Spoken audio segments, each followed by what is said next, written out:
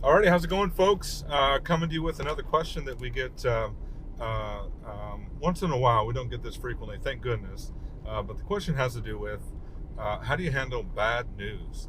And I don't mean like a bad report or something bad happening on campus. I mean like the news station is in your front lobby and they're running a story on you that is very negative, or like you've got that 1+1 star review on Facebook, and they just tell all your dirty business. How do you handle bad news? So, I think the first thing that I could recommend with you is that and you know I don't want to say I was terrible about this. I was just doing what I was what I thought was right. I think early on, whenever one of these stories would happen, I was like, man, I just got to fix it. I just got to like say the best I can and try to talk to the reporter and try to tell my story. And then you see the story and you're like, oh, they cut out everything that I said that was good. They had their own angle. I'm like, okay, well, this is the fake news, right? Like we didn't call it fake news 15, 20 years ago. And so one of the things that I grossly underestimated was the level of care and compassion that my board and my pastors had toward issues like this. And I guess I felt alone in dealing with these. I didn't feel alone. I guess I felt like yeah, it's up to me. I just got to take care of it. I don't want them to be burdened by it. I don't want them to have to deal with it. And I underestimated the value of their input, and I underestimated that they wanted to help. They wanted to be a part of it. Now, none of them wanted to go on the news, and none of them wanted to go on Facebook and have to get into an argument or anything like that. But the first thing I would desperately recommend to you is before it even happens today, the next board meeting, just have a little bullet point in there that, hey, look, we're gonna do, how are we gonna do damage control? How are we gonna deal with sensitive stories in the news and different things like that? What should our church's response be? And where is the church going to lie in this? Because a lot of stuff we do here in Phoenix is really kind of geared around protecting our church and protecting the investment of our founding church. And so we want them to always be shown in a good light. We want them to be very proud of what we do, but they recognize too that we serve her people. We've been doing this a long time, almost 25 years out in LA, and stuff happens. My gosh, stuff happens, and it's some of it is because of your own your team could have done better, and you could have done better, and resources could have been better. Some of it is because of that, but some of it is just like, wow, there's nothing we could have done. Like we did everything right, and here we're the butt of this. So I want to talk about two types of bad news. We kind of categorize it in two ways. So that we deal with, and kind of how we deal with each of these. So one is situational bad news. So we had a fire at our Dream Center here in Phoenix about 2 years ago, and so nobody was hurt in the fire. It was an electrical fire, just an extension cord. Um, I don't know, broke or got ruptured or did something, but it caught stuff on fire.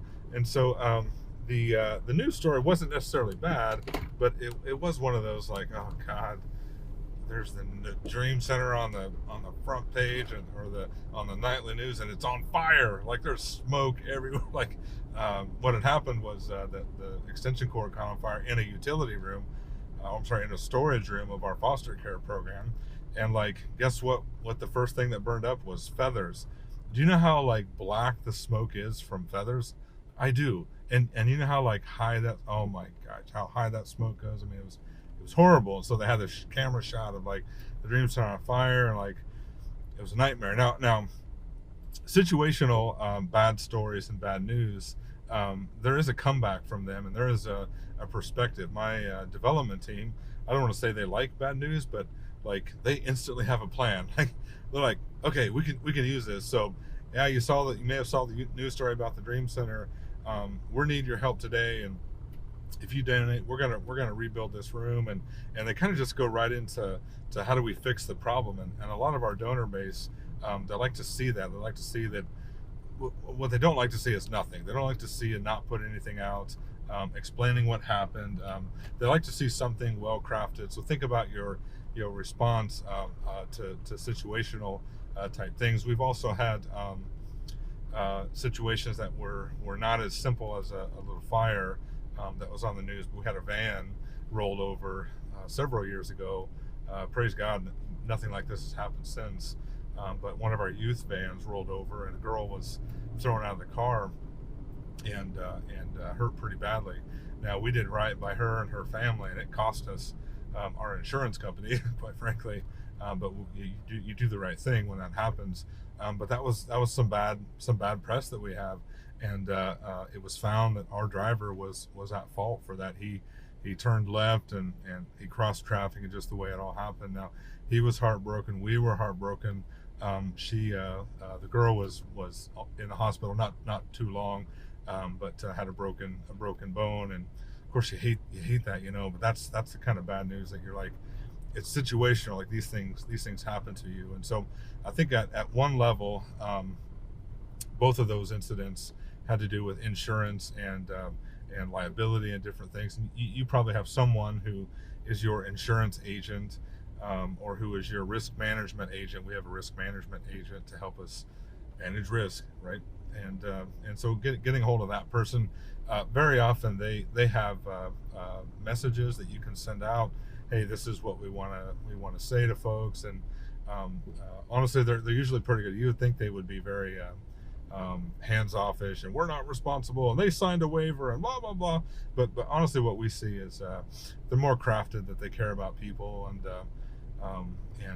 want to do that. So when situational bad news stories happen, there is a comeback from those. You can craft messages to your donor base that go out. If you want some of those messages that we've sent out before, like for our fire or for our youth, they're on that little jump drive that you can get. And honestly, I would recommend that you run those through your team, your board, or your pastors, or your legal advice team, just to make sure that what works for Arizona laws and limited liability laws and different things may be different for wherever you're at in the country.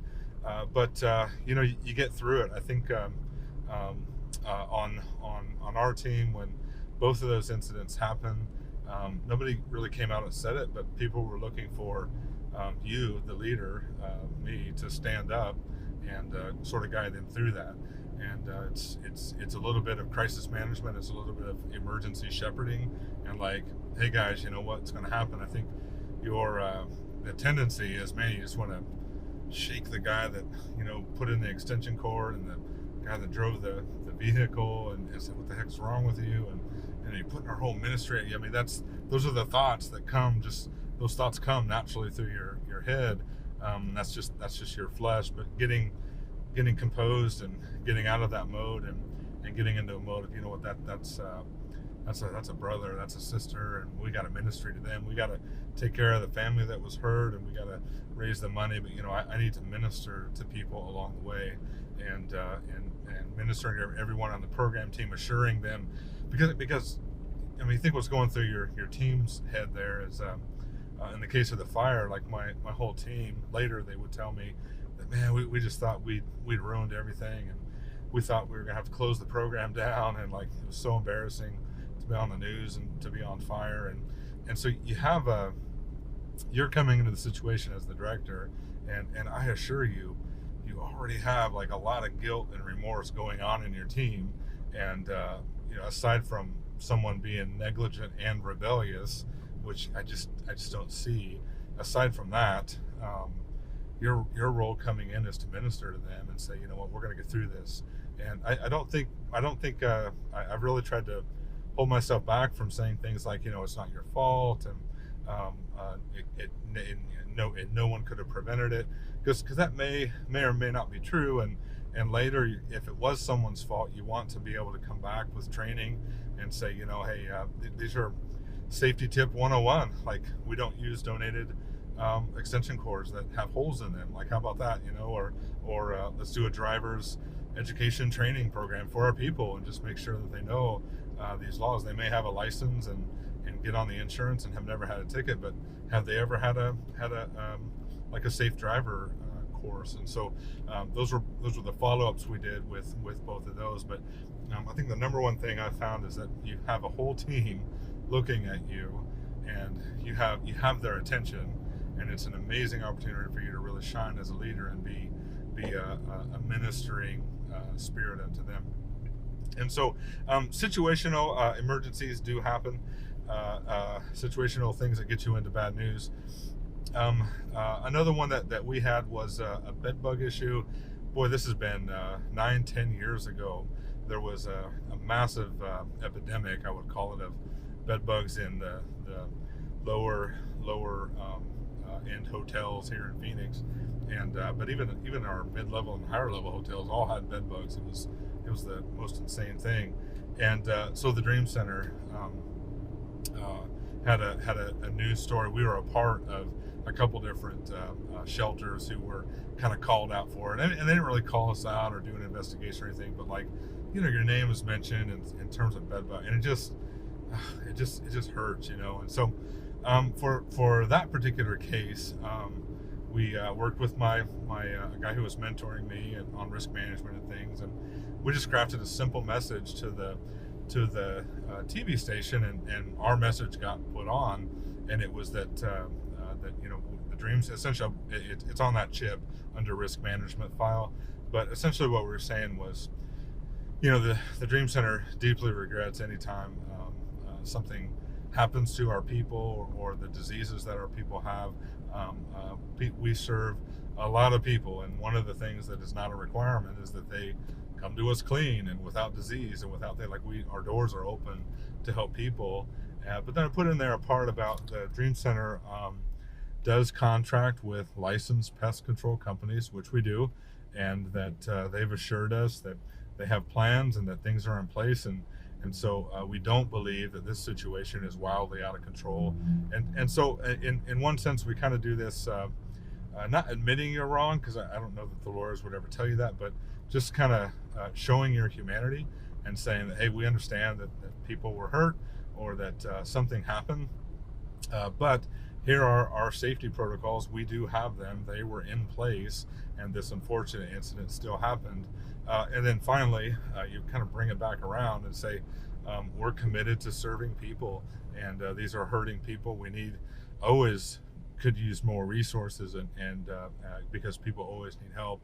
And so I think one thing that's been beneficial to us, and I'm trying to figure out how to say this. So there's the message that you put out there that gets put up on the screen, and they never put the whole message, or that goes on the internet or whatever.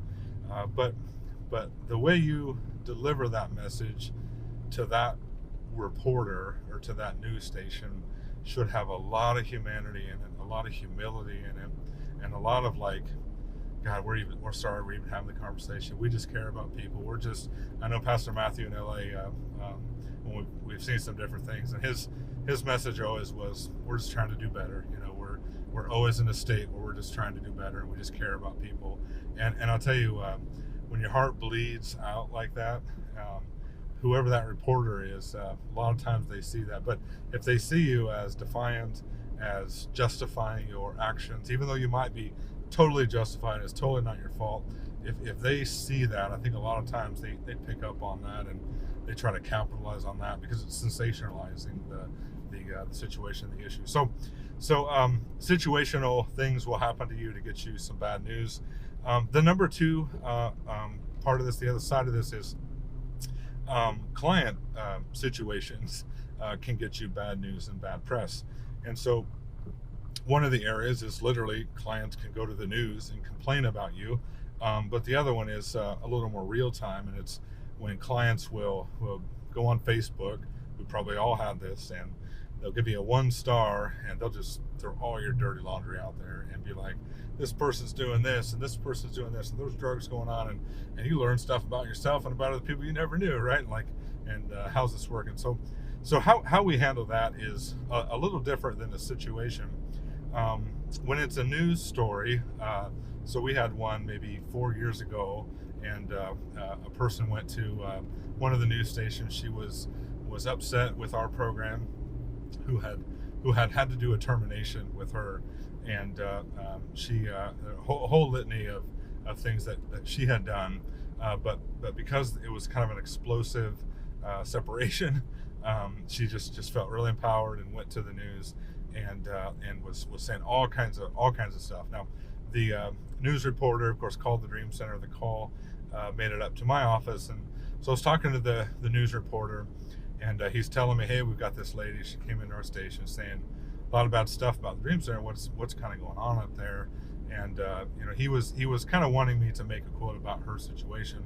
And so our position on anything like that where a client is involved, we always start with something like this, like I understand the question, I understand what you're asking me, but I would just ask that you understand that it would be completely inappropriate for me to make, as a service provider to a person who was ill or hurting or in some kind of a state.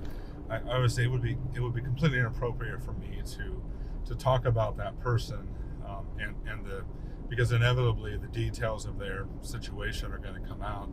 I said, so we have client confidentiality, non-disclosure, and we honor our clients no matter what state that they're in. And if you don't mind, we're going to just keep our clients' information confidential. We care. What I will say though is that we care deeply about all of our clients, and our organization has multiple levels of accountability and checks and balances for the termination process. And so then I've shifted away from what happened to that person, and I've shifted it more toward, this is our process. We have an equal, fair, balanced process. And I explain the process of our appeals and terminations.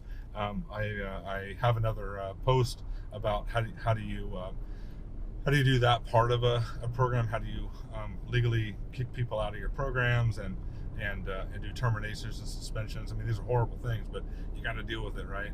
And so we shift gears away from comment on that one person, and we shift into our process, which you need to have a fair process. I mean, there's no way of getting around it. If you have a fair process, you talk about your fair process and your practices. And so in our process, I was able to tell this reporter, hey, if anybody gets in trouble for doing anything at the Dream Center, if they disagree or if they feel like they're being subverted in any way, they have the right to appeal to a person who is at a higher level of management. And the reporter was like, okay, well that seems to make sense. And I said, and then if that person, that manager, says the same thing, they have the right to appeal one level higher. And I was like, oh wow.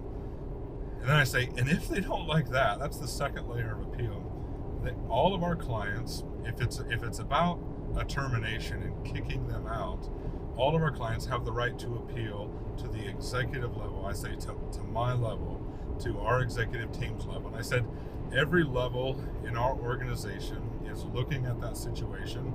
And I what I tell him is, I can't comment about this young woman that this woman that you're calling me about. What I can say is that if someone was kicked out of our program and terminated, then they had the right to reach every layer of our organization, and every layer of our organization looked at it through a different lens, through a practical lens, through a how does this affect the rest of the campus lens, and then also at a legal lens. So every different layers in our organization have looked at this thing and have said, we all agree that the offense was so bad, so risky, so hurtful to somebody else that we have no choice. We have to let this person go because their being here is too much risk for our organization. And now you have to kind of walk the line. You don't want to do that sort of shady thing like, she says she got kicked out for drinking alcohol, but she says some other leaders drinking alcohol. And you don't want to like make your example about alcohol, but you say the truth about your process for kicking people out. And then again, you bring it back to, here's a little more about the Dream Center. We serve broken and hurting people, and our goal is to get them into the Dream Center.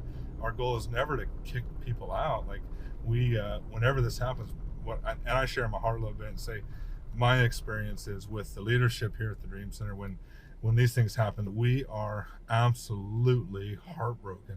Like a lot of our heart and soul has been poured into helping this person get sober and get right, whoever this person is.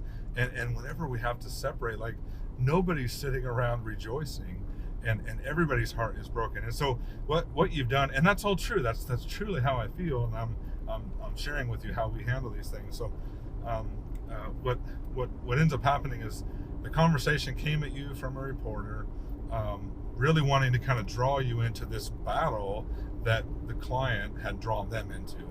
And so what you have to do is, first of all, get out of that battle. Get out of that little, you're not there to defend what that person did or didn't do and what your leader did or didn't do to them, or how unfair they were. And you get out of that under the banner of, we respect all of our clients' right to privacy, and we just feel it's inappropriate for us to go and talk about our clients, because most of our clients have pretty severe issues, and it's just not right. We've chosen not to do that. So please forgive me if I don't comment directly on any client. However, here is our process for kicking people out, and you outline a very fair process, and then you end it with, our heart breaks whenever this has to happen. And make sure your heart breaks whenever it has to happen. So that's how we handle news. If it's client generated, if it's Facebook generated, and you're not talking to a person that you can defend, that has the right to control it, people just come on and do it. So you get people that come on, and maybe they've been kicked out, maybe they didn't get in. We've had that happen before. People are like, oh, they won't take me in, and this is how terrible they are. And so on Facebook, and I mostly talk about Facebook, but this is really any review that's out there for you, Yelp, or I don't know if Yelp reviews shelters. Yeah, they do. Any kind of review that's out there. So most of these platforms, or many of these platforms, have a function where you can turn reviews off. And some ministries, some Dream Centers I know have completely turned it off. And I think that's fair, and that's certainly one way to do it. Certainly you're not going to see any bad reviews, but you're also not going to see any good reviews. And I know with Facebook, like the way sometimes that if you're doing advertising on Facebook and fundraising, if you have a lot of negative reviews, sometimes your advertising gets pushed down, and so you're essentially, to them, you're a product, and so sometimes the algorithm will push you up if you have higher reviews. So what we've chosen to do, what we've been advised to do by a marketing company we work with, and the path we've decided to go, is to just allow all reviews to come on. Now, all positive reviews, it's equally important to create a positive environment for positive reviews, but all positive reviews, you want to tell them thanks and what a blessing it is for you to review us, and these things go. So you want to foster that environment, but you're going to get the negative ones too. We answer everyone, and so the negative reviews, again, it's a little different format, because what you're posting is out there for everybody to see. So you can't really acknowledge, when you were in the program, man, you were hitting on girls and drunk every night, and that's why you're kicked out. Like, you want to go there, right? You want to, like, no, wait a minute, buddy. Like, this is what you do. Like, that's where your head goes, or your flesh goes. But where you need to go is, again, more to that helpful. You want people to see your broken heart for this situation. That's what you want people to see. And if it doesn't break your heart, man, that's a whole nother video. But you care about people, right? Like, you care that these are God's people, and that something happened, no matter what it was, our fault, their fault, whatever, that something happened, we're now not able to serve that person. Like, that's absolutely heartbreaking. And so that's what you want people to see. We've been advised, and at first I didn't get it, but I kind of get it now. We've been advised, try not to do just the canned speech thing, like, we've taken your review into consideration, and please call this number for whatever. You can do that, and I think that's better than ignoring it, because bear in mind, people are going to see this negative review, and they're going to be like, well, what they say about that? Like, donors are going to look at this, and other people who are coming in your program are going to look at this, and everybody reads reviews, by the way, by or not everybody, but people are accustomed now to reading reviews. So this is not a foreign thing. So they're on Amazon reading reviews, and so they see bad reviews just like they see good ones. And somewhere in people's minds, we've kind of trained ourselves to look for the stupid ones. But we're like, oh well, that guy's whatever. He probably works for the other company, or oh, that's just totally not cool. But if there's legitimate substance to it, you want to have an answer. And so what our marketing company, third party that works for us, what they've recommended we do is that we have a heartfelt answer back. Hey, we're how do they have it? It's on that chip under risk management, but they have us saying something like this, like we've thanks for the reply. We've not found this to be the case, but we are sorry that you had a bad experience, and then hit it and then block them, and that takes out any future because I don't think you can just delete. You can't just delete the negative comments. Well, wouldn't that be nice? We'd all do that, but you can answer it and then block it. And so we do that as best we can. I will say that most of the bad ones that are out there that we get, we know the person, and somebody on our staff knows, and if it's possible for us, and we don't serve thousands and thousands of clients a year, but we'll house about 1,000 clients a year, 950, 1,000 clients a year, and so it's not unreasonable, and we don't kick out all of them, thank goodness, but it's not unreasonable for someone on our staff to really know and have connected with that person, and a lot of times we'll say, hey Luke, you mind reaching out to him and just seeing what we can do to help, and somewhere along the journey, like, ask them to pull that review down, because they can pull the review down. So that's happened, but if that can't happen, you can go in, have an answer that tells your heart. Now, I think the company we work with advises us to block it, just because honestly, whatever you say, that's not going to be the end of the conversation, right? Like, then there's going to be something else and something else and something else. But if you block it, it clips it off, it closes it. So anybody that does see it, they just see that part. They just see that a complaint was made. You've said that you've received it. You've acknowledged that you don't believe that's everybody's experience. And then in the end, you've said, we're really sorry you had this experience, and share your heart, and some variation of that. So that's how we handle bad news. I will say that it's a whole nother segment to talk about how you handle good news, but and how you capitalize on good news. How do you use PR to build your brand, to do fundraising, so news stories about you, and then how do you actually get donations from that and things. And so on the next segment, we're going to talk a little bit more about how do you use good news stories. But that's how we handle bad news stories. I think the one other thing I'll say is prayer is a powerful thing, and I think if it weren't for your prayer life and Jesus being at the heart of it all, driving you, you'd never be able to be that ministering spirit to your staff when a bad news story happens. And honestly, it's sometimes probably been the only thing that's kept me from starting my own fake Facebook page and just ramming that person. One other thing I'll say about that, I am always moved that every time, and it's not very often, it's maybe 3 a year. We'll get 3 bad Facebook reviews a year. Every time graduates from our program come to our, not rescue, but they chime in and say, that's not right. That's not what you're saying about the Dream Center. So don't underestimate the good people that are out there that love you. And I think that's very touching to me, because you see one person's bad review and my gosh, your heart breaks, and you're like, I mean, for me, first of all, I'm like, oh geez, why? They're a hurting person, now they're hurting other people, and that's us, and then your thought is, my God, how do I get this off Facebook, right? But I think that your prayer life, staying centered and focused on Jesus, and realizing that yes, this too will come to pass, and somehow, I think that's the key to this whole thing, somehow he could even use this for your good. And so pray that he'll guide you in that. God bless you guys. I hope this has been helpful. Bye-bye.